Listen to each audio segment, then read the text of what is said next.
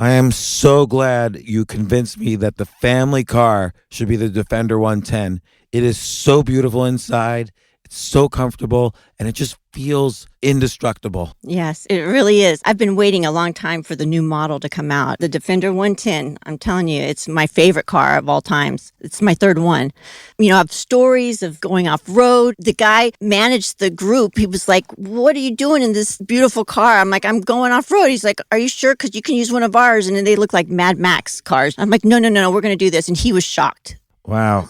Well, it's great because the Defender has been reimagined for 21st century adventure, and its unparalleled off-road ability, as well as its robust interior, are invaluable whether you're headed towards uncharted territory or just a weekend of exploration. The Defender 110 tackles challenging surroundings with absolute confidence. The SUV conveys strength outside and in, featuring peerless technology like an intuitive driver display and an award-winning infotainment system. That's my favorite part, to keep you connected no matter where the journey takes you.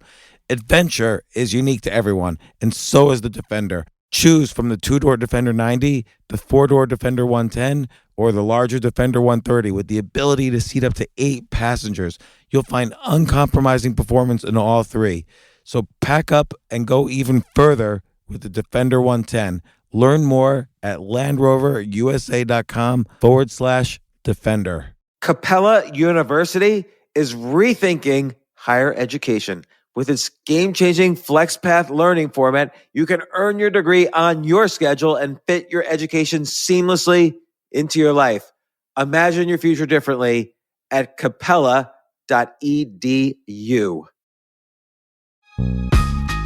This isn't your average business podcast, and he's not your average host.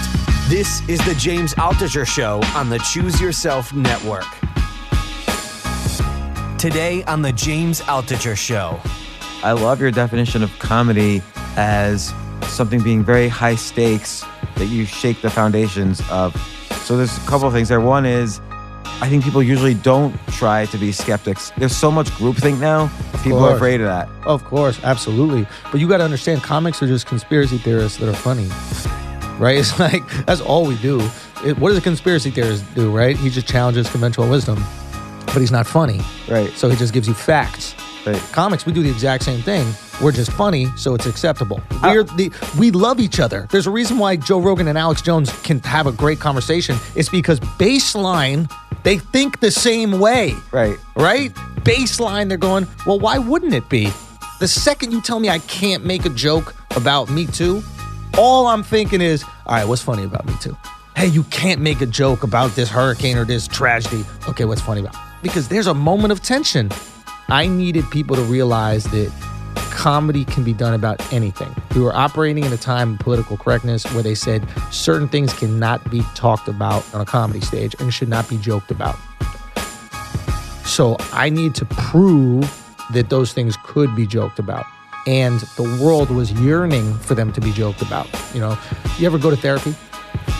For 30 years. Okay. You ever I'm sure all the time you have that moment where you're feeling this unrest and anxiety and then your therapist calls something out and then immediately it's alleviated. You're like, okay, thank you. This is great.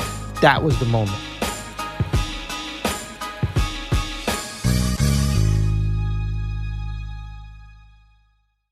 So I've got the amazing comedian Andrew Schulz on the podcast. Andrew, welcome. Thank you very much for having me. Andrew, so many things. One is I watched the series before I knew who you were as a comedian. I watched the series There's Johnny, which is this sitcom on Hulu about Johnny Carson, and you were one of the writers in the writer's room. And right. I watched it in preparation for Paul Reiser, who produced it, and he was on the podcast. Yeah, love Paul. You did such a great job with that. You were so funny on that show. I didn't even realize you were a stand-up. Then I see downstairs your photo on the wall. I'm like, I just saw that guy, and there's Johnny. Then I started watching your videos, which were hilarious. The 441 video, which is you doing 4 clubs in a night, and it was just great, and different material in each club. And what impressed me the most about that video, other than the humor, and we're going to talk about it in a second, is apparently, I guess, you got rejected a couple times when you were by everyone. So tell me the story, because then that video has like 1.7 million views on it or more. Yeah, we probably got around there now. Yeah, And you know, most comedians, they put up like a clip or they put up a special, they'll get 1,000 views or 400 views. Yeah, you got 1.7 million views. It was pretty cool, man. And so there's a whole process from rejection to decision making to success. That's very what I call choose yourself of you, meaning, hey, they said no to me. The gatekeeper said no. Right. I'm going to choose myself and find success without them. Absolutely, man. From nothing comes everything. Exactly. Yeah. And we have so many examples of that on this podcast, but yours is so direct and well, anyway, just who rejected you? I mean, every network. I mean, I got rejected by a network that I had a show on. So Dare's Johnny was originally a CISO show. CISO was a comedy network, like a fledgling online comedy network. They want to be, I guess, Netflix, but just for stand-up, something like that. Yeah, they had, Michael Ian Black had a show on there. Yeah, right? a few people had shows. Like, so, I mean, everybody, you know, so I filmed it, originally it was an hour, and we did 5 clubs. And then we did the cab rides in between and all that kind of stuff. And then... Wait, you shot first, though, before you had a yes from someone? Oh, yeah.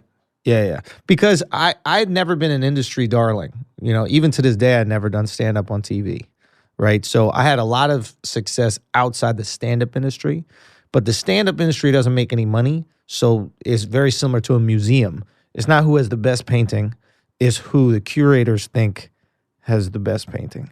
Right, well, it's funny because that's true for every like art. Like if you're in Gagosian's gallery, you sell for $20 million.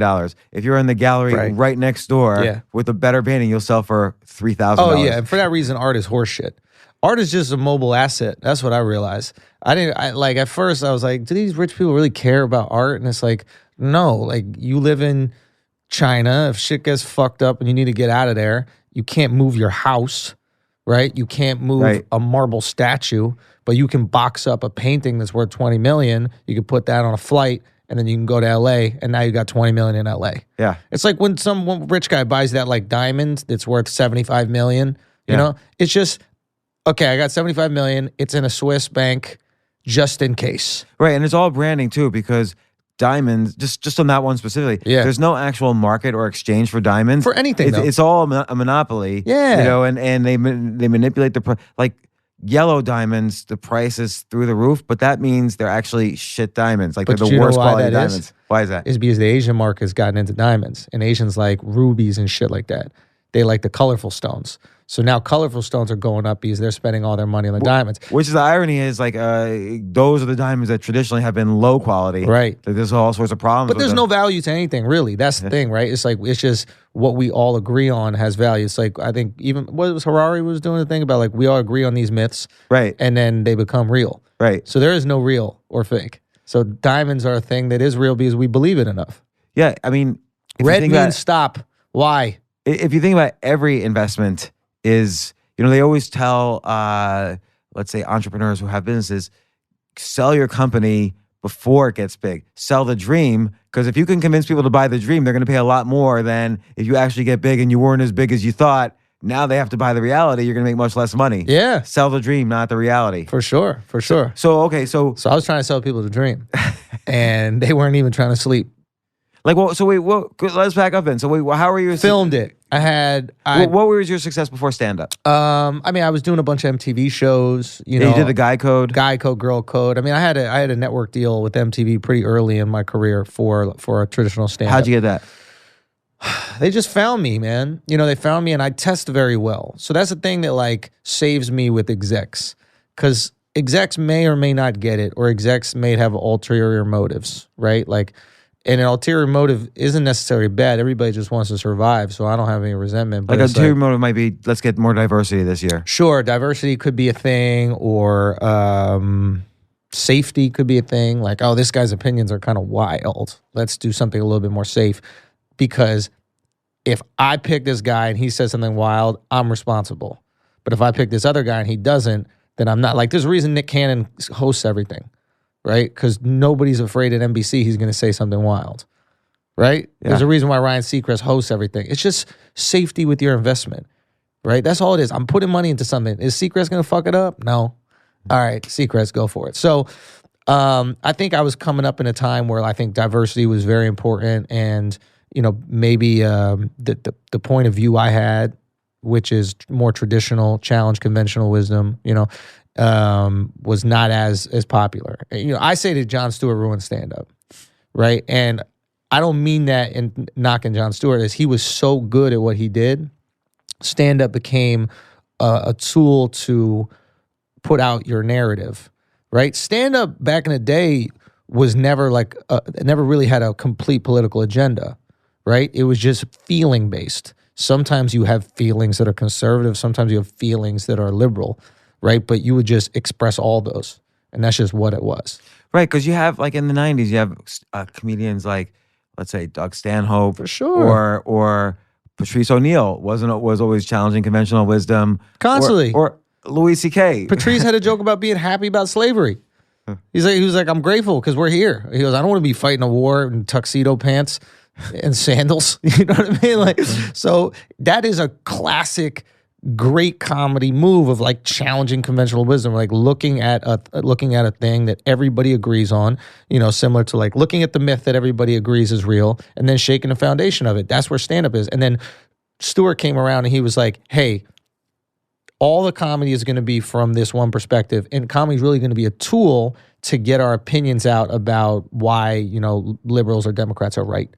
And then a bunch of kids grew up thinking that was comedy. They didn't grow up like you and I looking at Patrice and going, oh, that's comedy. Or looking at Eddie Murphy and looking at Chris Rock. Like Chris Rock, I was drawn to him because it was like, to me, that was magic, right? It was literal magic. It was like, whoa, you could have a different perspective. If you make people laugh, they gotta accept it a little bit. Right, but then you can ask the question, like, so Patrice was black and making a slavery joke. Yeah. Nowadays, you could almost say, okay, because of his demographic, he could still get away with that joke. Sure. But I sort of feel like some I think white that his comics, demographic hurts him with that joke. I think Really? his demographic goes, what are you, a sellout? Why would you say that? Look at you. You're being an Uncle Tom. well, like, couldn't any white comic, I could see Bill Burr getting away with that joke. Hell yeah. Or Doug Stanhope. Yeah, of course. Like, I think it's a good, any good joke is challenging. Like, but that's what you want to do. Comedy is like I was saying on Rogan, but like I've always said, it's like comedy is a bullfight, man. It's like, and this more dangerous the premise is the bull, and the more dangerous the premise, the more excited the crowd is. The crowd boos when a bullfighter is fighting a little bull. They only cheer if the bull is worthy.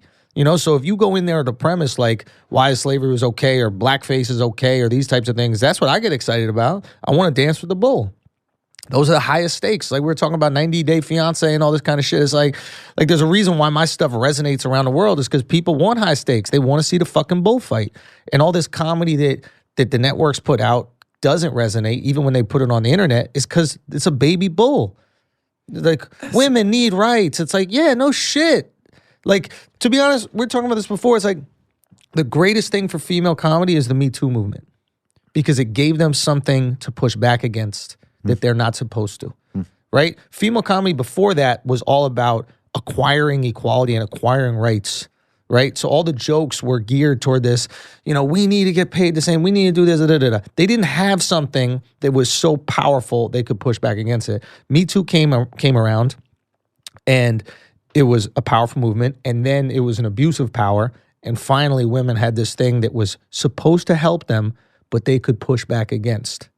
And now you see all these chicks with these really funny anti-Me Too jokes, or these jokes that operate around sexual assault and operate around rape, and it's like they're writing really good stuff because they finally had it. So like, who's an example? What's an example? There's this comic, her name is Chloe. Chloe, I think LeBranch is her name. She had this funny joke where it was she was like, I went back to this guy's house and he just started raping me. And I was in his bed and he was raping me, and I looked up and I saw this Yale diploma. And I was like, nah, he's fucking me. So it's like that only is there because Me Too is so powerful. That can only exist. Prior to Me Too, that can't exist. Right? Prior to the Me Too movement, that joke I think is too harsh, too real. Right, because it's not hitting what right now you can almost say there's an acceptable third rail. So the acceptable meaning the joke is resonating with everyone, and third rail because conversely you're not allowed to talk about it. Yes. So yeah, and it's like finally, it's like prior to that, a girl maybe never would have wanted to do that joke because she was like, no, there are really guys doing that to girls, right? We can't joke around about that. This really happens and nobody's even acknowledging it. Like, there are guys out there raping chicks and you're not even acknowledging it. Now with Me Too, you have all these stories that are like, that doesn't really seem like rape. That just seems like an abuse of power of this movement. I think a guy shaking a girl's hand at the office isn't sexual assault or some shit like that, right? So now there's this gray area, yeah, where she gets to operate in, right? And I think also there's a difference between comedy and conversation that people don't realize. Yeah, like you can make if you have that conversation and you're serious outside, someone might think that let's say Chloe, if she just said it seriously, yeah, people would think, oh, that's crazy. They don't realize when you say something in a comedy club, it's a joke. Intense. And there's a second layer which people are supposed to think about, not think about the surface layer of the Right. words. But of course, in a conversation, you only think about the surface layer of the words. But why do you think people now have Jon taken Stewart. comedy and turned it into conversation? Jon Stewart. Jon Stewart, okay. Because he had conversations and used comedy instead of Right. use comedy. He would have funny conversations. Right. So it's just like the comedy to him was a device. It was like, hey, I'd like to tell you how I feel about the world. Right. And I'm going to use comedy so it's more entertaining for you to listen. Right. Whereas comics, it's, hey, I would like to tell you some comedy.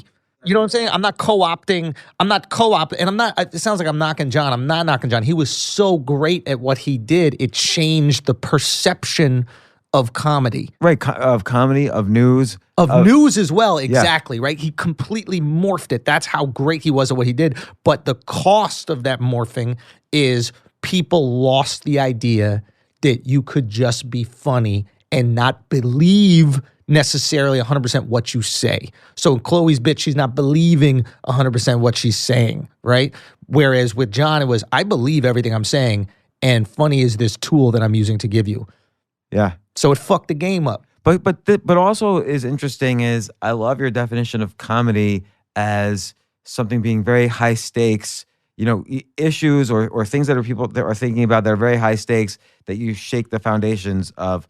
So there's a couple of things there. One is I think people usually don't try to be skeptics of high stakes situations. I think they're afraid. There's so much groupthink now. People are afraid of that. Of course, absolutely. But you got to understand, comics are just conspiracy theorists that are funny. Right? It's like, that's all we do. What does a conspiracy theorist do, right? He just challenges conventional wisdom, but he's not funny. Right. So he just gives you facts. Right. Comics, we do the exact same thing. We're just funny, so it's acceptable. We love each other. There's a reason why Joe Rogan and Alex Jones can have a great conversation. It's because baseline, they think the same way. Right. Right? Baseline, they're going, well, why wouldn't it be?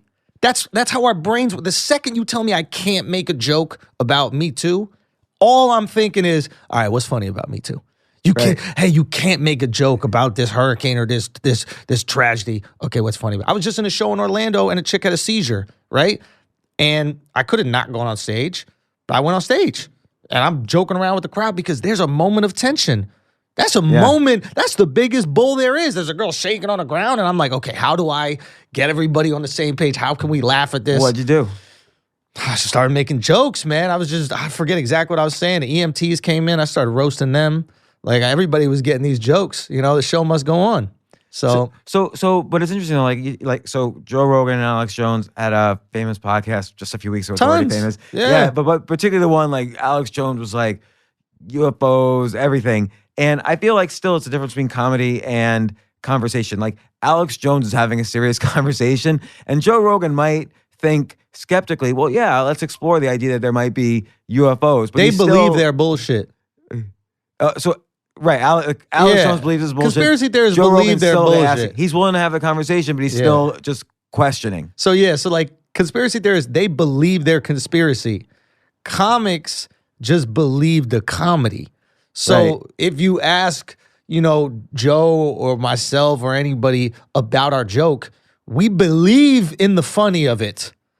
Does that make sense? Yeah, because you're looking, did I take something high stakes enough? Did I shake the convention in such a way that it's funny? Did I structure the words, the pauses, the act outs? You do a lot of act outs. Did I structure this all in a funny way? So there is like an artistry to it, whereas Alex Jones is like, of course there's UFOs. Like, because he's not funny. The Bilderberg group, they keep the skeletons of the aliens in the basement of the White House. Like, right. He's not funny. He's just kind of like, it's weird emails and then repeats them on a podcast. We all want validation, right? We all want validation for our thoughts.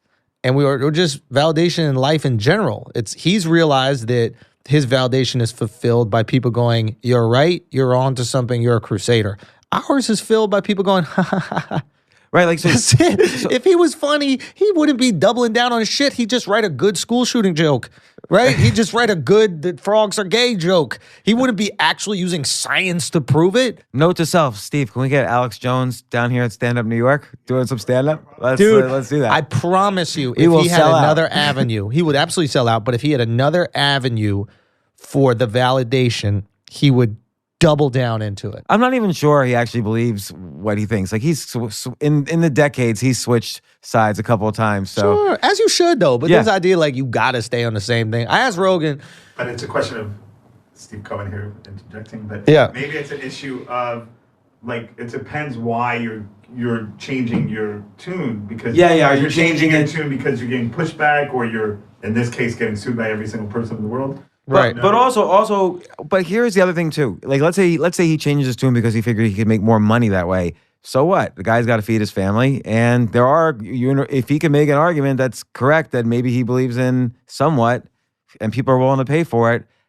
Who are we to all judge the ethics of that in the animal kingdom, as you would say? It's definitely a tricky or a slippery slope, as some people say. But what you said about Joe Rogan and Alex Jones being the same, it reminds me of Joe Rogan's last special, where at the very end of it, he basically, I can't do the joke exactly like how he did this huge act out about the Kardashians and what they do to men. And it's so bad that they even, they turn some men into like drug addicts but then they turn Caitlyn Jenner, they turn Bruce Jenner, the best athlete in the world, into a woman. So like that's a conspiracy theory presented not only in a funny manner, and he was hilarious about it, and he's like crawling, he's like a snake, like playing Eve. And But the format is funny. It was a Netflix comedy special. Sure. Like if he again just told it to people in a conversation, that's like a different format.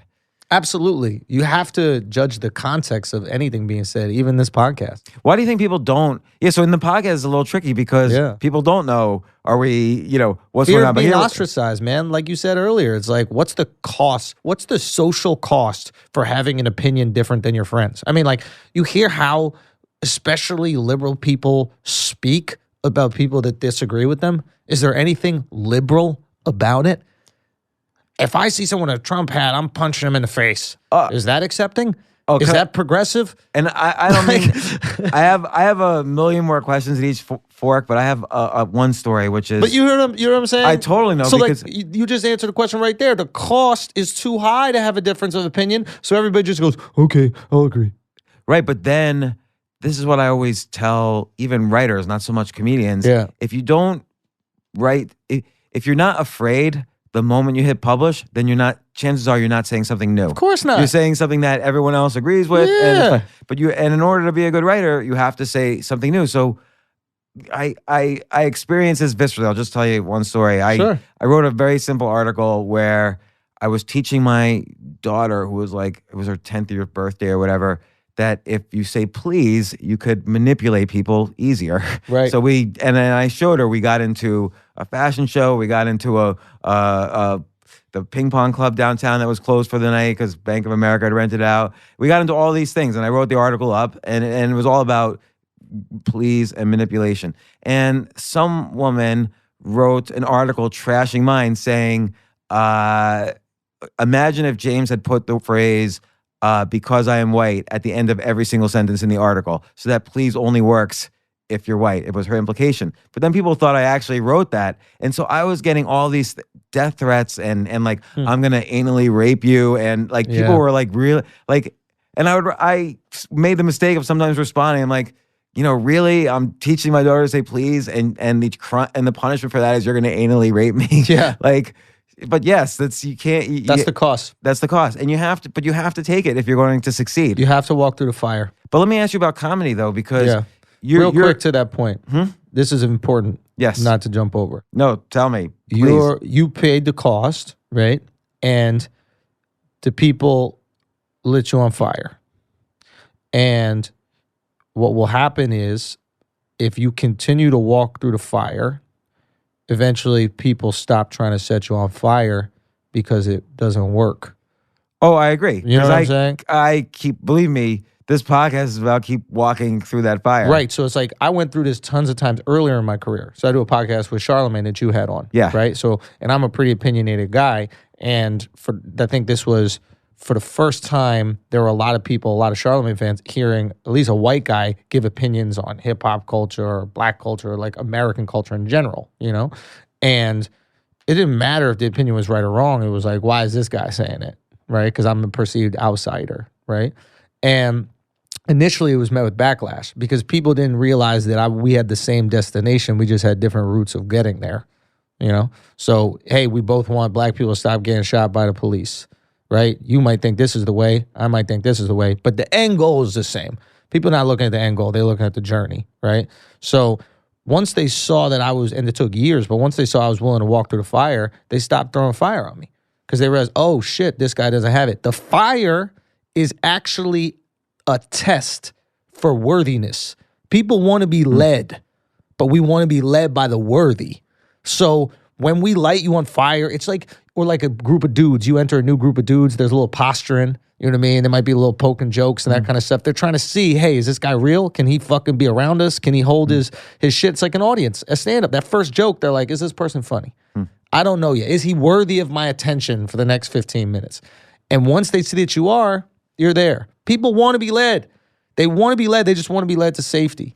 But, and I like all of these definitions of comedy, the wanting to be led, the people wanting to be led, the high stake, shake up the high stakes. What do you think of I feel like the safe end of the spectrum where people just do, one-liner after one-liner where it's not true about their life. Yeah. It's just they sat down that afternoon, they had a formula, they wrote a structured joke, and they perform it. It's reliable. The audience laughs because it's wordplay and reversal and, kept it tight. There were skills involved. What do you think of comedy as that? Because I feel like, I see comedians every night, like 7 comedians a night go on the stage here. And, with Donnie, we own the club. And I feel like a majority of the comedians are kind of that style. Yeah, it's like a cleavage pic. What's a cleavage pic? Like a picture of a girl's tits on Instagram. Oh, a picture. Right? I thought maybe there was like some kind of pic. Pic to get shit out between the titties. Right. That's funny. No, but yeah, it's like you see or like naked girls on Instagram got tons of likes, right? But they're surface level likes. It's not like you're not really caring about that person's life. You're not willing to follow them. It's kind of a meaningless endeavor. And you can actually exist and have a career with that type of stand-up, but you will be a distraction, right? That's the type of stand-up you will be. You will just be a distraction. People won't want to lead you. People want to be led by you. Like, for me, stand-up is visceral, is gut. Like, I hit you here. There's a reason why I can put out my clips and they'll get millions of views, and I don't even have close to as big a platform as a Comedy Central or a Netflix, and they can't hit that on social, right? And it's because I only am writing bits for your gut. It's reptilian. I don't write bits for your brain. I don't even know how to, right? I can only be funny here. So I can say shit that is quote unquote wrong because in your gut, it's right. The most basic example I can give you is like a comic like Sebastian Maniscalco, right? Is like, he's like, why are you wearing, sandals at the airport, right? It's deep down, you're like, yeah, why the fuck are you wearing sandals at the airport? Now, what I do is I'll take something that you feel inside and then I'll give a rational reason for it. And now I've become your guru, right? Because you couldn't explain why the word tranny isn't offensive, but you wish you could have. And then I come in and I'm like, it's just short. It's like grandmother, granny, tranny, Andrew, Andy, all these different. And then you're like, oh shit. Well, how do I feel about war. You know what I'm saying? Like you're like, oh, you just described something I couldn't put in words. That's the next level. And that's interesting because that joke, people are already laughing as soon as you say granny. Yeah. Like that's funny. Kind of it's the same kind of wordplay as tranny. So people are laughing, and at the same time you could tell they're coming to grips very quickly. It's almost like they're making these fast mental calculations. Should I laugh? Should I not laugh?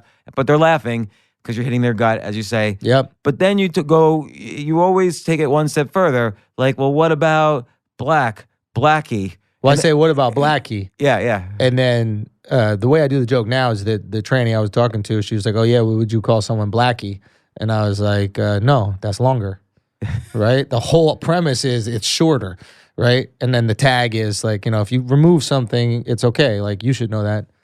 Yeah, so that's funny though, is that you've still, you take the joke, it's already funny, right? But there's still something there. Keep on digging, get every little piece that you can out of it. But like the undeniable logic. And then what I've realized is, I think the conventional wisdom with stand-up is like start sweet so they like you, and then eventually get them slowly into this like rough stuff. My feeling is like, I think if you do that, you lose their trust, right? I think for me, I start hard. I go, hey, this is what it is. But I make sure that the logic is undeniable, and I make sure it's funny and it's long enough in terms of punches to get it.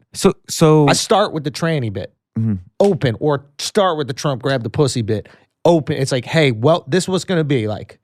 And what I've realized with people are Pavlovian in that if you take them to a place of discomfort and then reward it, the next time they feel that discomfort, instead of the reaction being like, oh my God, I'm scared here, they go, oh no, here comes the reward. That's the bell. It's funny because I think that what you just said there goes against a lot of the conventional wisdom of comedy. Yeah.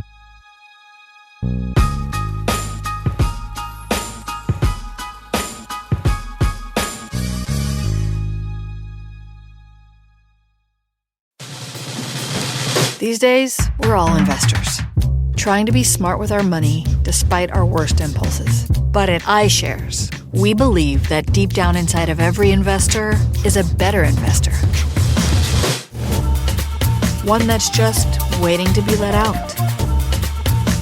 Explore iShares ETFs and insights and let your best investor out.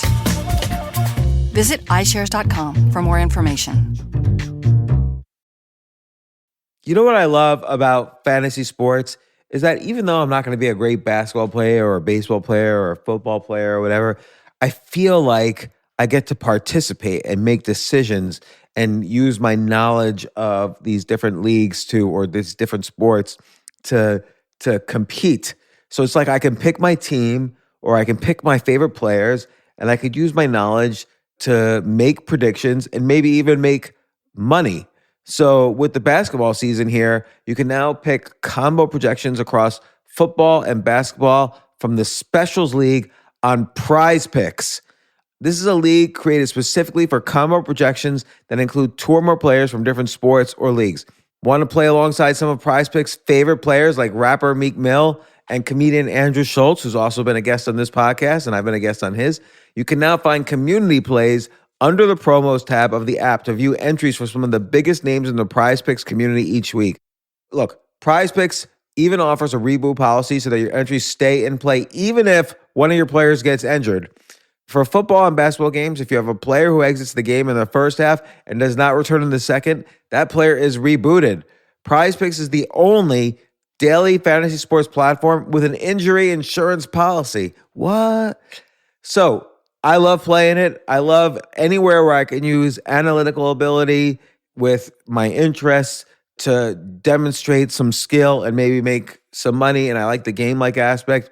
I do wish they had chess as a category on prizepicks.com, but I'll settle for what they've got. Maybe I should make my own fantasy chess league. But in any case, I love Prize Picks. Go to prizepicks.com/James. Use code James for a first deposit match up to $100. That's the easiest $100 you're ever going to make. So that's prizepicks.com/James and use code James. Daily fantasy sports made easy.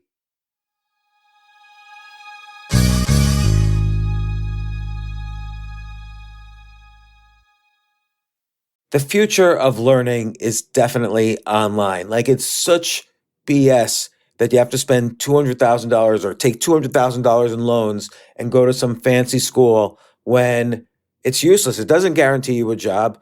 Most employers, including me, do not care about degrees or grades or anything like that. We want to care that you love what you're doing, that you know what you're doing, in some cases that you have experience or that you're willing to learn. But people in general love learning and are curious. Like, the key to success is curiosity. And I think masterclass.com is the perfect model for online learning. I'm really happy they're sponsoring this episode. If you're going to give a gift, give the gift of learning. Masterclass makes a meaningful gift this season for you and anyone on your list, because both of you can learn from the best to become your best, from leadership to effective communication to cooking. Let me tell you some of the classes I've taken. I've taken comedy from Steve Martin. I mean, can you believe I can take a class from Steve Martin on comedy, or Judd Apatow, my favorite comedy director? I could take an actual class from him on writing. Wolfgang Puck on cooking. Dan Brown on writing, or Judy Bloom, who's been on this podcast, on writing. By the way, Wolfgang Puck also has been on this podcast. It's such a pleasure. I try to take classes all the time from masterclass.com.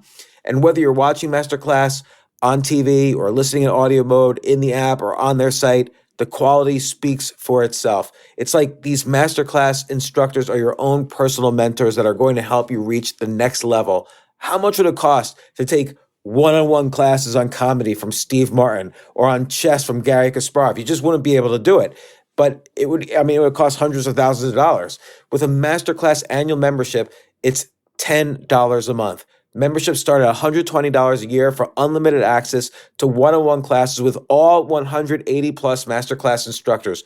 So it's not just $120 for one instructor. You get all 180 plus Masterclass instructors. Boost your confidence and find practical takeaways you can apply to your life and at work. And if you own a business or are a team leader, use Masterclass to empower and create future-ready employees and leaders. That's the real education in today's world. So this holiday season, you can give one annual membership and get one free at masterclass.com/JAS. JAS, of course, stands for the James Altucher Show. So right now you can get two memberships for the price of one at masterclass.com/JAS. Masterclass.com/JAS. Offer terms apply.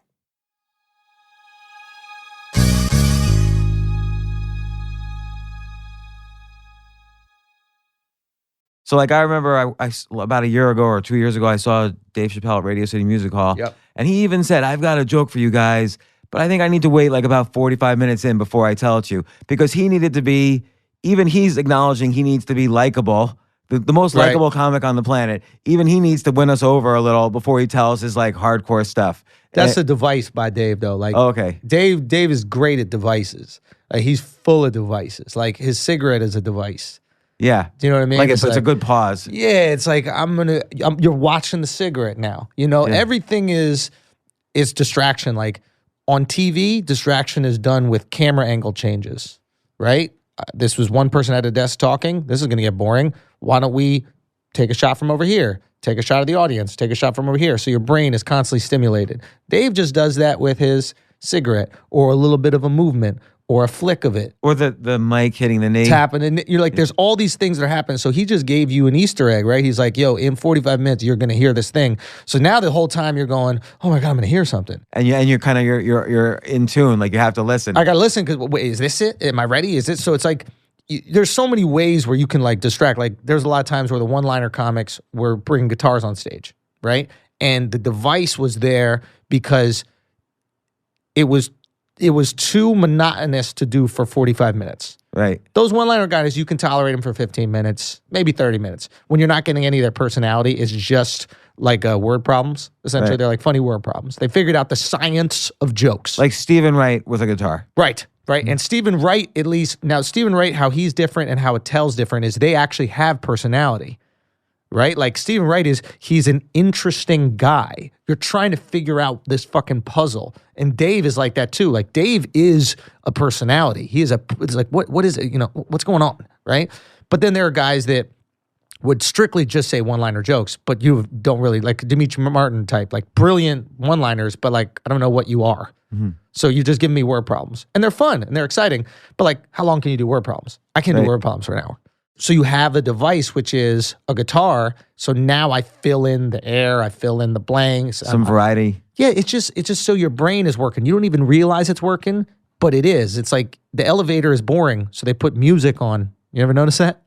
Yeah, there's elevator music. There's a reason why. Because you'll go fucking crazy in an elevator if you're just staring at the wall or staring at something else. Same thing with those jokes. It's like, okay, this is boring after a while. A little music, okay, that's fun. I'm stimulated. Yeah.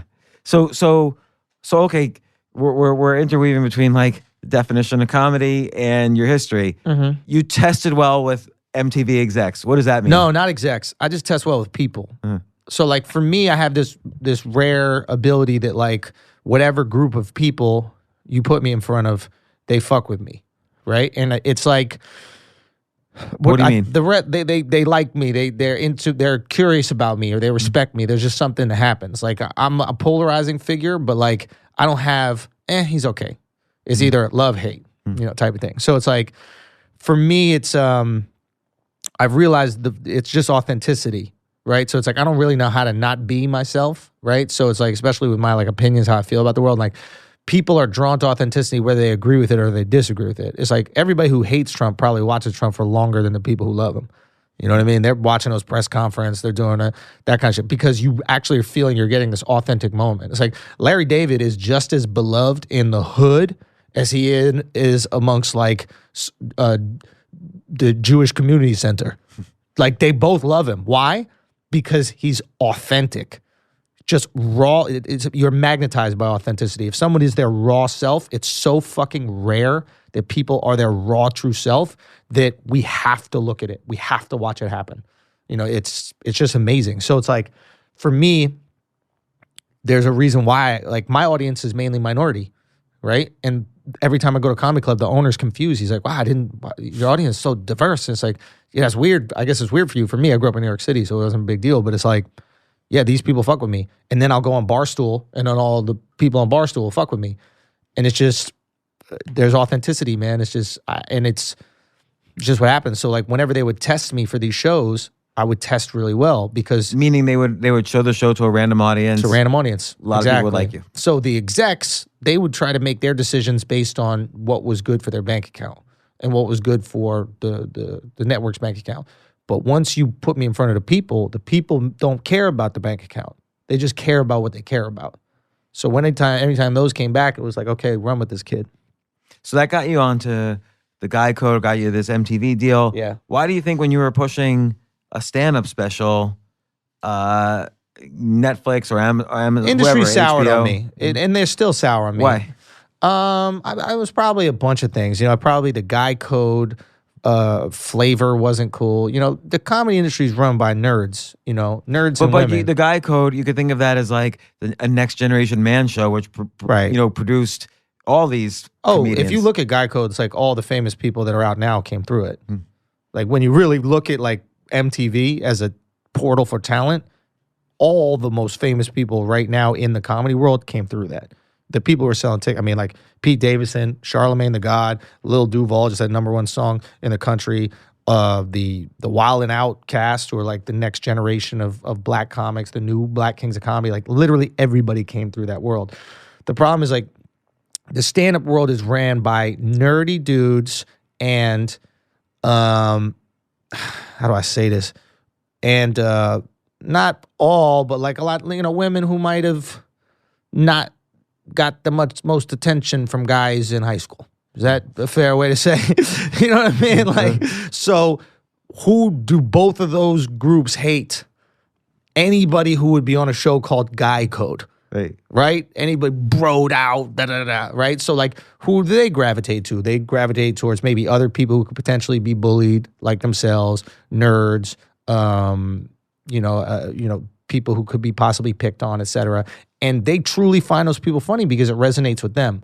But the reality of the matter is like, Michael Cera is not an action star. Bruce Willis is. Bruce Willis could be 75 years old and you're like, save the day. You know what I'm saying? So there's certain ones of us that we just gravitate to because that's what they do. So the industry closed the door for me, but my feeling was always like, if I just give it to the people will make the decision. Right. So now is an opportunity where through YouTube or Instagram, essentially you can. We never had that before. Yeah, we never had that before. So you put your stuff up there, 1.7 or 2 million views later, you know, you have 500,000 subscribers on YouTube. You have a ton of subscribers all over the place. What do you, let's just, given that your stuff's great, but a lot of comedians have great stuff, but don't have the same number of social media numbers. What do you think you're doing differently there, just in terms of strategically? I mean, I have Charlamagne Tha God. I mean, that was huge. So he like retweets or links to you? Not at all. Like, we just did a show that was really popular, so I got some traction on YouTube because I was putting out all the videos for that show on my channel, The Brilliant Idiots, our podcast, right? So, how'd you meet Charlamagne? Oh, from the Guy Code. Yeah, we just liked each other and we just he's an authentic, rawly authentic guy. Yeah, and he's just definitely. one of those. So you're just drawn to him, right? Magnetized. And oftentimes, you know, people that are like that kind of end up meeting and we just create some cool shit. And it was great. And the podcast, we still do it to this day. I think we've been doing it almost 5 years now. And so we did that. And what I tell the comics is like, everybody's going to get their version of a Charlamagne. Like I'm someone's Charlamagne now. And it's like, what are you going to do with that? I saw this and I was like, hey, we're doing a podcast. Let me do a video component of it. And I spent thousands of dollars on video equipment and I got my brother to edit it. And then I got my buddy Alex to edit. Like, I added as much value as I could to this thing. Right, because your stuff's, it's highly edited. Like on the Instagram post, you have, you know, you transcribe everything. You know, it's I got a full-time video stuff. guy. I got 2 other guys that are part-time. Like, I have a whole, it's a business for me. Are you making money from the YouTube stuff or the Instagram stuff? Yeah, I think we were doing pretty well, and now YouTube is put a new thing out, so they're going to start demonetizing anything with like cursing and that kind of shit. I think they're really fucking up with that. But that's a whole different story. Because YouTube's advantage on Instagram was that you could make some money. Where you can't make money on Instagram, you can make money with a live show. My whole platform is based on monetizing the live experience, right? Because that's the thing that can't be replaced. So I use everything else as a billboard. Everything else is just advertising. That's why I tell comics, don't do specials. Just do exactly what I do. And a lot of comics are doing it, like cutting it up and doing different pieces. But like doing a special as a comic and doing just an hour special and releasing as that could be one of the stupidest things you've ever done with your whole career. You're in the process of aggregating fans, right? It's like nobody wants to listen to anybody talk that's a stranger for an hour. Nobody. You know, that I always wonder that. Like, nobody. I love stand-up comedy, obviously, but I can't watch any. I could go to Radio City Music Hall and watch whoever for an hour, but I can't watch a YouTube clip for, like you say, for more than a few minutes. Because they're a stranger. It's not an intimate relationship yet. So I can go to the live experience and watch. Sure. So it's like, my feeling is this, right? You don't want to watch a stranger for an hour.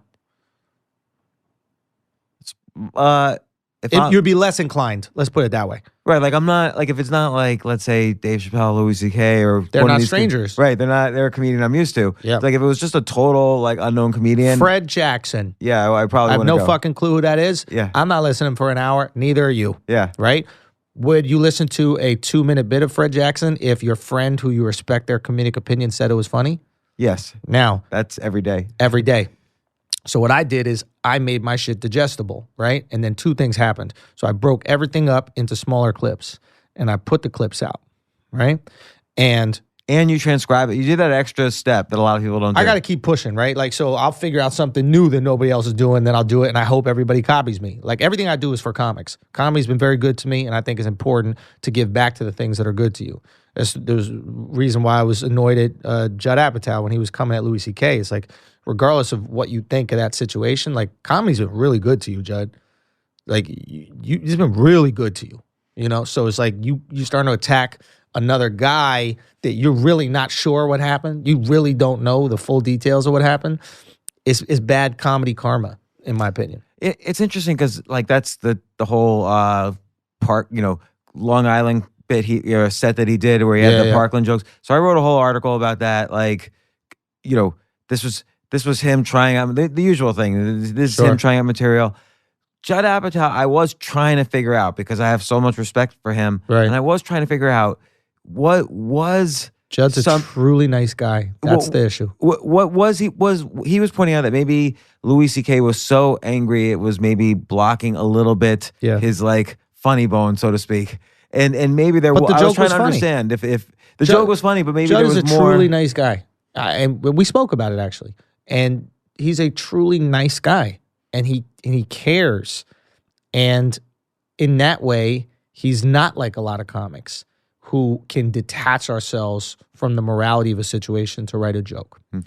And he's a sophisticated guy. Judd is not dumb. He's sophisticated. He breaks down comedy. Even his analysis of Louis, whether it was right or wrong, was sophisticated. It wasn't just, that's a mean thing to say, right? It was based on how Louis was processing how he felt about the world, and then or the world felt about him, and then he was projecting that back on an innocent victim. But here's a question though. Yeah. Like the joke itself, I felt people know what the joke is, or they can Google it. I won't repeat it. But Right. I didn't feel the joke was about the Parkland kids, but more about media's Yes. desire to pick our heroes and to get ratings, and they get to select the media pundits when actually thousands of people die a day from equally horrific things. You get that, right? You understand that, and that's what it is. But the average person might not. But I wondered why Judd, who I agree, he's created like my 5 favorite movies of all time, at least, Right. if not more, plus Freaks and Geeks. Sure. Love, that was just on Right. Netflix. It was a great show. Every great show. Crashing was a great show. Trainwreck. But why didn't he get that? Because his comedy doesn't operate in that darkness, right? Like his comedy operates in the light, and he's done a great job of operating in the light, right? Like he's done a great job of talking about the awkward person's struggle, right? Maybe because he's awkward, and maybe because he sees that. But there's humor in someone who's not awkward. There's humor in making fun of people that are awkward, right? There's tons of humor in it. And he probably can't see that because he's never had that comedic perspective, where Louis might be a little bit more pragmatic about the world than a Judd. Judd might see the world for what it can be, and Louis might see the world for what it is. He sees a bunch of kids that are not experts getting all this love and on CNN and talking and all that kind of shit, and giving real perspective on a gun control issue that they truly have no fucking clue about, and they've become these media darlings. And his comedic way of putting that out is, what is your expertise that you pushed a fat kid in front of you so you didn't get shot? That's right. Which is obviously an absurdist thing. And nobody would believe he believes that. He's got 2 kids that go to school. Right. He's a parent. Do you know what I mean? But he's able to look at the world like that because that's why he can write that joke. That's why he can write tons of other jokes that have been hilarious. And this is an issue because Louis is no longer the darling that he was, right? If the grease is cooking, we want to throw something in it. And I think these people have some grease that's nice and hot, and they got nothing to put in it. It's like, okay, Louis, you're going back into grease. You didn't get fried as much as you shouldn't. And to be honest, it's on Louis too. Like, Louis asked for it. Louis sent that email out about Trump and how he was the next Hitler and how he was all this kind of shit. And it's like, if he never sent that email, I don't know if this happens. Yeah, because Louis feeling his own karma. Because think about it right now. Louis sends out the email about anybody who supports him.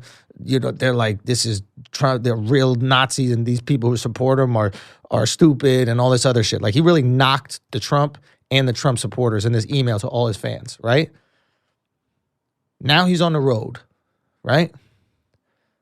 Who's coming out to his shows?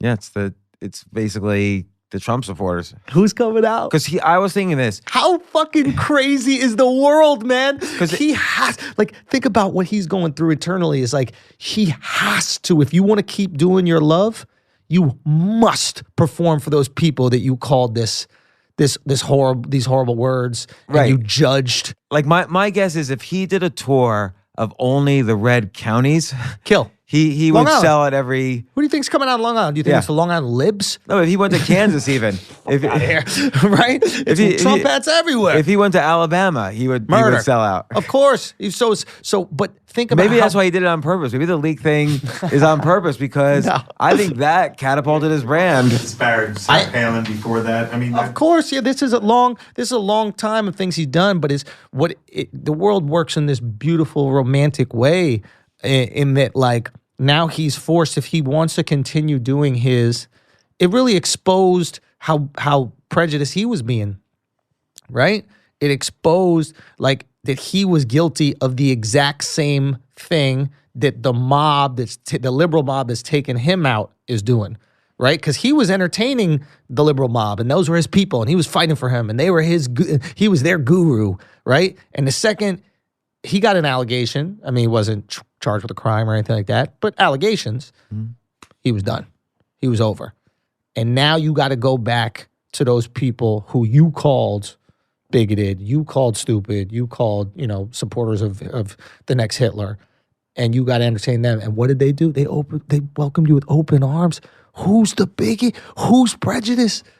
Right? Like, that's gotta humble the fuck out of you, man. Well, even as he said in that same set, when you have your big fall, you realize who your friends are, and you're like, oh, you're my friend? like he talks about that. So he was surprised. Of course. But you're saying if you do a comedy special, like now you're doing it all. So that's what we're getting to, right? So the comedy special is like you cut it up into pieces, and the reason why I made the 441 15 minutes instead of I put out the whole hour is you can learn everything you need to learn about comedy from asking people who are not comics. And every comic I would ask about comedy would say the same thing. Oh my God, I love this guy's special, but I didn't finish it. Every time they said I didn't finish it. And that meant something to me. I was like, okay, they're too long. So I put out the 15 minutes. And then I started putting out clips every single week, 2 3-minute clips. And my YouTube guy hits me and he goes, yo, something crazy happened. I'm like, what's up? He goes, people are watching one clip and then they'll watch for 2 hours. I was like, what? Netflix can't get you to watch the hour, but you're watching 2 hours of Andrew Schulz clips on YouTube. What the fuck is happening, right? And I realized what it is. When people are in control of their own destiny, they're more invested in whatever it is they're doing, right? So my strategy was like snooze. You ever like wake up and it hits snooze? Mm-hmm. That's the best sleep you had all night. That 8 minutes of snooze is the deepest, most comfy sleep you had all night. So when you watch one of my YouTube videos and then the next video comes up and says, would you like to continue watching? And you hit it, that's snooze. You chose to watch every minute of the comedy, not Netflix saying you're going to sit there for an hour and watch. You chose. So by 2 hours later, you're like, wow, I must like this guy. I chose to sit here for 2 hours. Not, okay, I'm going to finish this thing that Netflix decided should be this long. And I developed this real cool relationship, man. And people got behind me and they really started sharing my stuff because they were discovering me. All the emails and all the DMs I get are, hey, I discovered you. Think about how personal that connection is now with me. Like if you have a Netflix special, nobody discovered you. Netflix discovered you, and then you watch it on Netflix. You're already somebody. But when you see me on the internet and you have no clue who I am, and then you start watching all my clips and you go, man, I discovered you yesterday. This is so awesome. What's going on with you? You feel like you found a new band. I'm the Beatles before the Beatles to these people. Yeah, it's interesting because let's say there's 5,000 professional working or hope to be working comedians in the U.S. Netflix does 50 specials. It's only 1%. And, the average advance for a special is very small now, and it's eaten away by agents, managers, taxes. So you what don't do you really think they're make getting now for specials? I would say we're gonna do some the good average, the average, let's say the above average club comic who gets a Netflix special. So not like a Dave Chappelle, but the above average club just comic, the regular guy, $100,000. Okay, so let's do some math on this. This is why it's stupid for you to do a Netflix special. Well, not exactly stupid. There are different reasons why you can't. They just lost all There's their brand safety if you do it. So then you can go up at the Comedy Store and say, you might have seen him on Netflix. So that's the one good thing. Well, the problem with Netflix is they put too many specials out and then they destroyed their equity in the market, right? There was a time where any Netflix special came out must have been good because Netflix put it out. And then these idiots put out 1 million specials, and now people are like, oh, they just put out everything. I don't care. It's not special anymore, right? So now you got to hope that people find it, right? And the way people will find it is if you have some sort of umbrella that you're operating under that they also believe they're part of, right? So that's why, Ali Wong, hilarious comic, because you got to be more than funny. Hilarious comic, she killed it because women got behind her because she's pregnant on stage. The Asian community got behind her because they didn't have representation, and the comedy community was like, "Whoa, this girl's fucking elite at stand-up. This is one of the best stand-up specials I've ever seen." So she had a trifecta going, and she was the last person to blow on Netflix. No one's hit since. Maybe Ellen, relatable. Ellen was already Ellen. Right, true. Okay, I'm saying you're saying break nobody out. to theater act. Right. Nobody to millionaire. She's the last one. And that's years ago. So think about that. That's how much they fucked up their brand. Yeah. And they had it. So what was the where are we getting with this? I just lost So my the train of reasons to do so $100,000. Okay, so $100,000, right? So for me, I give my shit away, right? I put away on Instagram, this, that, the other. And then what I get out of that is I go to clubs and I sell out clubs around the world. And I only do door deals. And I only do the amount of shows I can sell out because I want a big chunk of the door deal. So if I feel like I could sell out 2 shows in Orlando, that's what I do. If I feel like I can sell 4, do you pick the that's what I venue do. knowing that you're gonna you wouldn't pick a 10,000 person venue? Right, we don't do that. You pick 100 or 200 person venue. 400, 300, whatever we think, whatever works, whatever looks good also. So I'm making 15, 20 grand a weekend doing stand-up, right? How many weekends do I need to make 100?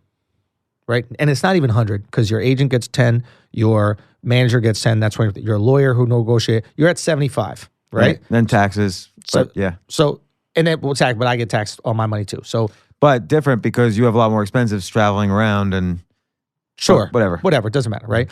But which is, right off. Yeah. But whatever. I'm Jewish. I have to think these things. You have to run it through. So 6 weekends, if I'm making 15 grand a week, 6 weekends, I just made money. I just made more money than you made on your special, right? But here's the thing. That 100 grand, you're not getting next year. That was one special. Those people that came out to my show, they're coming back next year with more friends. See what I'm saying? So it's like I gave away my special, but I made back what you would have made on your Netflix in 6 weekends. Plus, I'm going to have another 30 weekends that I'm going to hit the road where I also have the opportunity to make that. You won't because nobody's going to see your special. And you're not burning your jokes. It's not like people could prepare. I burn everything. See? I burn everything. Everything I do, I stop. Okay. Everything I How put often do you recycle, new material? Yeah. So now I'm putting out new material. When is this coming out? special? Next couple of weeks. Next couple weeks. Okay, so by the time this comes out, my new tour will be announced. The Matador tour, which is a nod to the bullfight analogy that we had. And so that starts June 8th. And so by then I have to have a new 45 minutes of material. So I can start going. Now, I'm doing a bunch of shows in between then and now and getting it ready and tooled up. But I have to create another 45 minutes. This is not for everybody. If you're a comic who can't create material quickly, you cannot operate in the give it away. But it sounds like world. your process is, okay, let's sit down. What are the high stakes things that are third rails that are like so there's Trump obviously, but politics can get boring after a while. Like every comedian's doing politics, although you're looking at skeptically the other side. Why is Trump right about grabbing pussy? Right, that's my bit. That's where the third rail is, right? As opposed to just Trump, quote unquote, right? There's black white stuff, there's transvestite stuff, there's Me Too. So what are some unobvious high stakes situations? So like, which I'm going to steal from as soon as you say that. Go, please, yeah. So for me, I would even back it up. I'll tell you how the sausage is made, essentially, and why I have like such an impact when I drop stuff is I'm tapping into the zeitgeist. I'm tapping into what the culture needs and wants. The culture meaning all of us, the people need and want, but we don't even realize we want it. So this last special that I put out, Views from the Sis, right? The Trump joke and the tranny joke and the Me Too joke a little bit in the beginning, that was the real special, right? There are other jokes within it, but those 3 were the real special. And the point of those 3 jokes was, and is that I needed people to realize that comedy can be done about anything. We were operating in a time of political correctness where they said certain things cannot be talked about on stage, on a comedy stage, and should not be joked about. So I need to prove that those things could be joked about. And the world was yearning for them to be joked about because that's what comedy has been for us for so long, was talking about these really tough things. Chris Rock saying, Hillary Clinton's the first lady. She should be the first one on her knees sucking that dick. That's a wild thing to say about the first lady of America.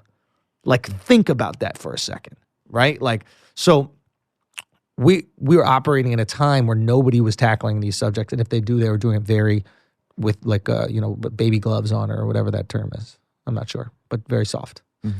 And I leaned in to the flagrancy, as we call it. I leaned into political incorrectness. I leaned into being uncensored and unsafe, which nobody was operating in that space, or maybe a couple people, Bill Burr, me, that's it, right? So it was like, that are known, that are out there kind of, and by leaning in, all these people that had wanted that, it was in their gut, the reptile side of them was like, fuck yeah, finally, like, this is what we wanted. Comedy's coming back. Like, they didn't realize that's how they felt until I kind of articulated that. And then they're like, that's what I've been feeling. You ever go to therapy?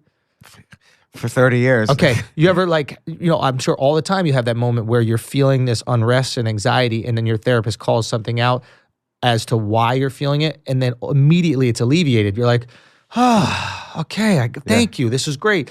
That was the moment. So for every piece that I put out, like the new one that I'm working on right now, I haven't really found out what the through line is. So it's not just about the third rail. The third rail is how I operate with humor in general. And then there's another thing below it, which is, what does everybody need? What does everybody feel that they don't even realize they're feeling? And the new one is, I'm pretty sure it will evolve and maybe it will change. But right now, the new one is, we are so spoiled here. It is so good here. We are living in the best time in history, and we are the most miserable about it. We're the most complaining about it, and we're the most upset about it. And it's like, do you know how fucking bad it is out there, outside of America? Well, just the fact that, like, 2 weeks ago, all the kids, my kids, they got an actual day off from high school so they could all protest about climate change, right? And so now, regardless of how you care about climate change, there are so many worse things in the world right now. Yeah. And well, the joke there is, do you know how many places in the world don't have high school?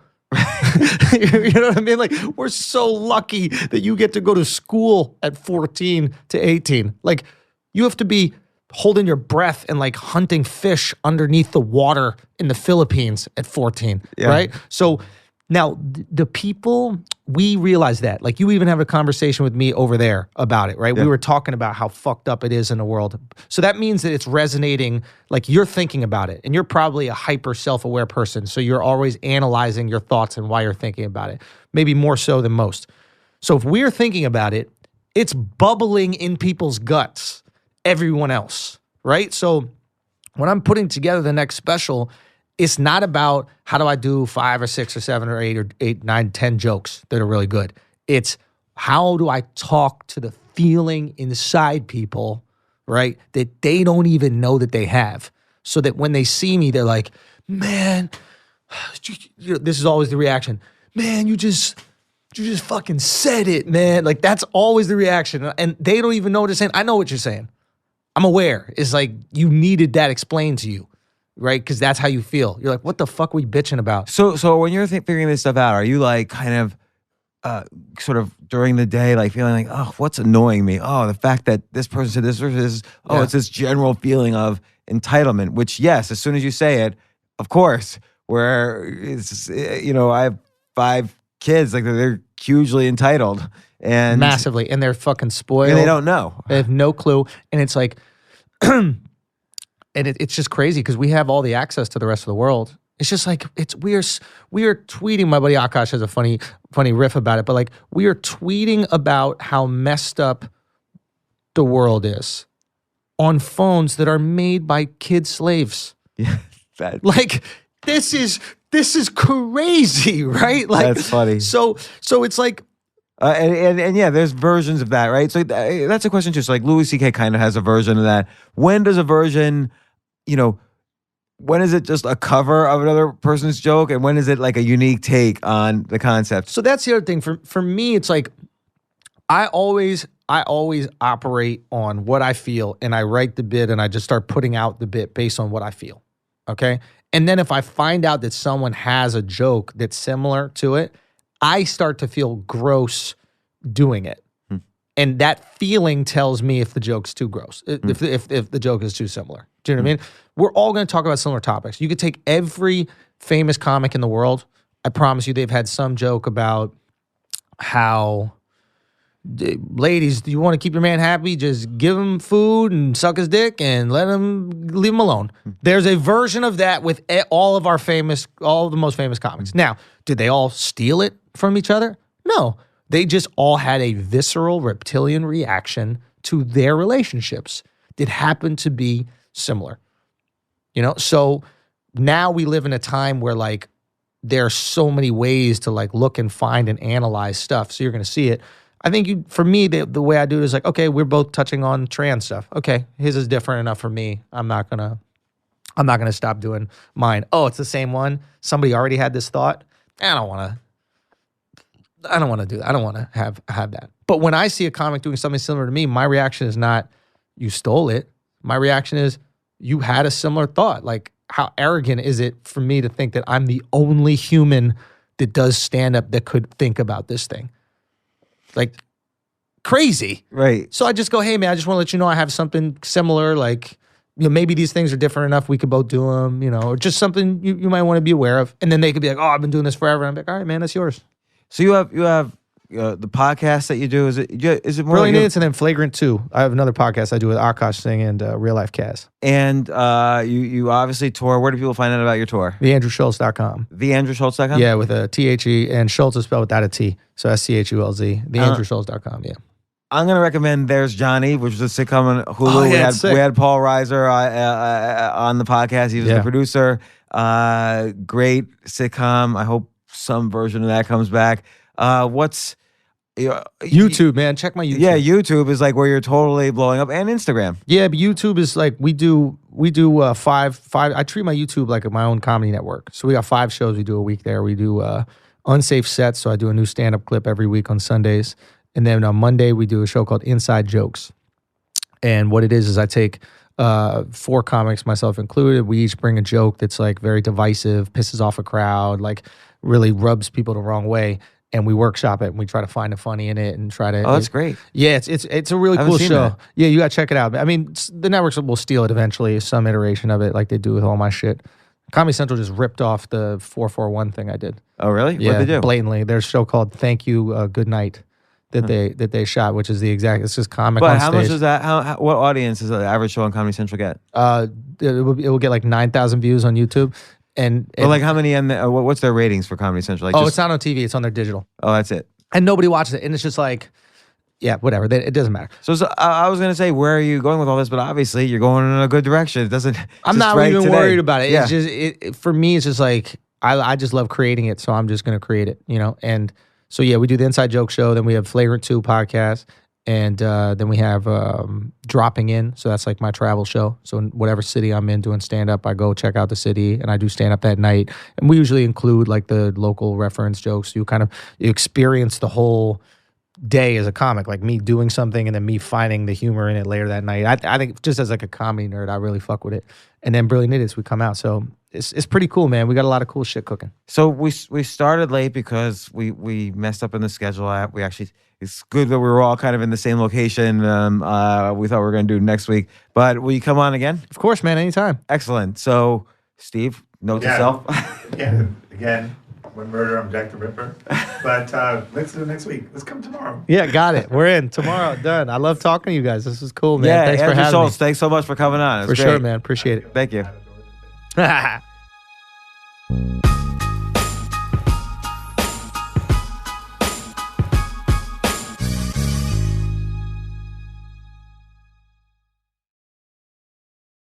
might be the most important new computer technology ever. It's storming every industry, and literally billions of dollars are being invested. So buckle up. The problem is that AI needs a lot of speed and processing power, so how do you compete without costs spiraling out of control? It's time to upgrade to the next generation of the cloud, Oracle Cloud Infrastructure, or OCI. OCI is a single platform for your infrastructure, database, application development, and AI needs. OCI has 4 to 8 times the bandwidth of other clouds, offers one consistent price instead of variable regional pricing, and of course, nobody does data better than Oracle. So now you can train your AI models at twice the speed and less than half the cost of other clouds. If you want to do more and spend less, like Uber, 8x8, and Databricks Mosaic, take a free test drive of OCI at oracle.com/advance. That's oracle.com/advance. oracle.com/advance.